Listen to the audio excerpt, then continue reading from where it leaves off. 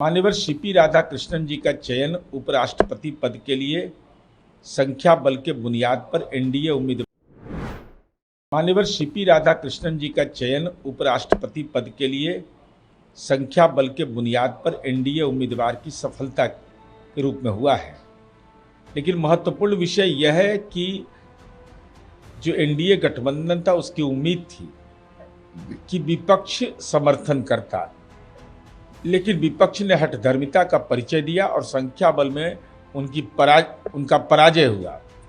तो एनडीए गठबंधन के उपराष्ट्रपति पद के रूप में सीपी राधाकृष्णन का चयन स्वस्थ संसदीय लोकतंत्र का प्रक्रिया का संदेश है। जिस तरीके से क्रॉस वोटिंग हुई उपराष्ट्रपति चुनाव में, केंद्रीय मंत्री जी किशन रेड्डी ने कहा कि इंडिया पार्टी राहुल गांधी से परेशान है, तो उनके व्यवहार के राजनीतिक फैसले का सबक से खाने में उन्होंने क्रॉस वोटिंग। केंद्रीय मंत्री जी कृष्णन रेड्डी ने जो अपना मंतव्य व्यक्त किया है वो उन्होंने आंतरिक रूप से नज़दीक से इस पूरे वोटिंग प्रक्रिया को देखा होगा।